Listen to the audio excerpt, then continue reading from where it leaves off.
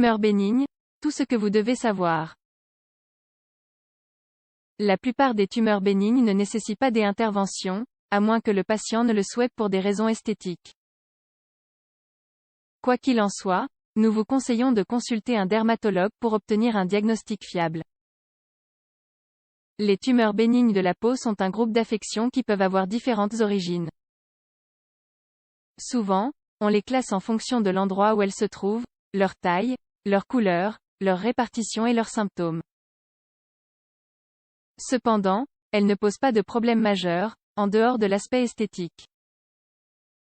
Selon un article publié dans le Journal of Cutaneous and Aesthetic Surgery, ces altérations ont lieu suite à une multiplication excessive d'un ou plusieurs composants de la peau. Bien qu'elles soient rarement graves, il est nécessaire de consulter un dermatologue pour les évaluer. Vous voulez en savoir plus sur le sujet? Lisez la suite. Pourquoi les tumeurs bénignes apparaissent-elles? Comme tous les néoplasmes, une tumeur bénigne est une masse de cellules anormales. Cependant, ce qui les différencie des tumeurs malignes est qu'elles ne se déplacent pas vers les tissus environnants et ne se propagent pas à d'autres parties du corps. Ce type de lésion tumorale est entouré d'une capsule protectrice qui facilite son ablation. Des analyses sanguines, des études d'imagerie, comme une radiographie, ou une biopsie peuvent permettre de déterminer si la tumeur est maligne ou bénigne. Type de tumeur bénigne. La plupart des gens connaîtront une grande variété d'évolutions et de changements sur leur peau au cours de leur vie. C'est le médecin, avec sa formation et son expérience adéquate, qui pourra classer la plupart de ces lésions grâce à un examen clinique. Adénome. L'adénome est un néoplasme épithélial bénin qui provient des glandes sébacées ou sudoripares. En voici quelques exemples représentatifs. Adénome sébacé. Adénome apocrine tubulaire. Hydradénome. Fibrome. Le dermatofibrome, aussi connu sous le nom de histiocytome fibreux, est une des lésions cutanées des tissus mous les plus courantes. En effet, elle représente environ 3% des échantillons reçus par les laboratoires de dermatopathologie. Si les caractéristiques cliniques et pathologiques classiques sont présentes, le diagnostic est généralement simple. Il est plus fréquent chez les adultes d'âge moyen et les femmes sont légèrement plus touchées. Les fibromes sont souvent situés aux extrémités et se présentent sous la forme de petits nodules cutanés hyperkératosiques, en relief, à la surface brun rougeâtre. Lipome. Les patients atteints de lipome se plaignent souvent d'une masse de tissu mou et mobile qu'ils ressentent sous la peau. Les lipomes sont généralement indolores, à moins qu'ils ne touchent les articulations, les nerfs ou les vaisseaux sanguins. En général, ce sont des entités bénignes qui ne présentent pas de risque d'évolution maligne. Leur pronostic est très positif. Une fois qu'ils sont retirés, ils ne reviennent généralement pas. Cependant, il est impératif que la capsule fibreuse entourant le lipome soit complètement retirée pour éviter qu'il ne revienne. Myome. Les léomyomes sont des tumeurs bénignes au niveau des muscles lisses. On les observe le plus souvent dans le myomètre utérin, le tractus gastro-intestinal, la peau et les extrémités inférieures chez les femmes d'âge moyen.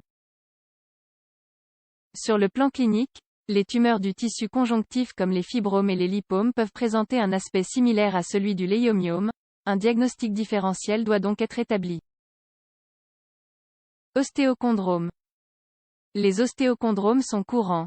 Plus précisément, ils représentent 20 à 50% de toutes les tumeurs osseuses bénignes. Ils peuvent être solitaires ou multiples. La forme solitaire présente un bon pronostic. Une évolution maligne n'a lieu que dans 1% des cas. Par ailleurs, la plupart des lésions solitaires sont souvent petites et asymptomatiques. Dans tous les cas, le diagnostic et le traitement de cette affection nécessitent la collaboration de différents professionnels de la santé. Grains de beauté, névus. Les névus sont des lésions cutanées pigmentées qui peuvent exister dès la naissance et devenir malignes avec le temps, en raison d'une exposition solaire abondante sans protection adéquate. En plus de l'évaluation des caractéristiques à eux d'une lésion pigmentée, il existe des modèles dermatoscopiques spécifiques pour aider à l'examen. Utiliser un écran solaire et se faire des auto-examens sont des réflexes importants à acquérir pour prévenir le développement de mélanome. Il est également conseillé d'éviter une exposition excessive au soleil. Symptômes des tumeurs bénignes. Toutes les tumeurs bénignes ne présentent pas de symptomatologie. Ceci dit, en fonction de leur taille, on peut facilement les localiser au toucher. Voici certaines de leurs caractéristiques principales. Douleur à la compression des tissus environnants. Volume ou relief. Paresthésie. Démangeaison. Diagnostiquer correctement les tumeurs bénignes. Dans la plupart des cas, lorsque les patients viennent voir un chirurgien pour un nodule, on établit le diagnostic grâce à une biopsie par excision. Certaines tumeurs bénignes peuvent réapparaître après une excision incomplète. Par ailleurs, il se peut que beaucoup des nodules retirés ne soient pas identifiés comme pathologiques. Ceux qui le sont peuvent être signalés comme des tumeurs cutanées bénignes, sans autre caractérisation. Selon l'American Family Physician, toute lésion dont le diagnostic est incertain doit faire l'objet d'une biopsie afin d'obtenir un examen histopathologique et ainsi exclure toute malignité. Quelles sont les options thérapeutiques? On a souvent recours à un traitement des tumeurs bénignes pour des raisons esthétiques. Dans le cas où cela est nécessaire, on peut faire une excision chirurgicale simple pour les lésions isolées ou les tumeurs multiples qui n'ont pas besoin d'autre recours. Pour les lésions situées à des emplacements critiques, on peut aller jusqu'à la chirurgie micrographique de Mohs. Il existe aussi des interventions physiques destructrices qui pourront être envisagées par le médecin traitant en fonction des séquelles ou du pouvoir de cicatrisation de la personne touchée.